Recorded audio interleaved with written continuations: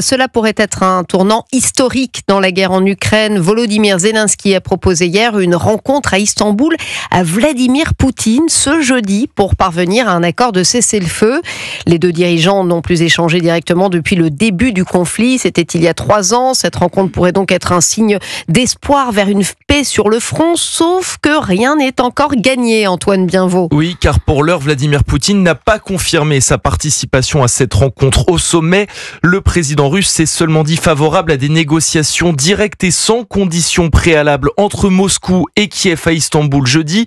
Mais selon le général Jean-Paul Paloméros, il y a néanmoins peu de chances que Vladimir Poutine se rende lui-même en Turquie. Poutine, d'un côté, il ne peut pas descendre, si je puis dire, au niveau de Zelensky. Zelensky n'est pas un homme d'État pour lui, donc il ne peut pas descendre à ce niveau-là. D'un autre côté, il ne peut pas refuser. Donc, à mon avis, il va envoyer un émissaire, vraisemblablement Lavrov ou quelqu'un comme ça. Sous la pression de sanctions européennes massives, Vladimir Poutine semble donc au pied du mur. Refuser cette rencontre à Istanbul signerait son refus clair d'accepter un cessez-le-feu.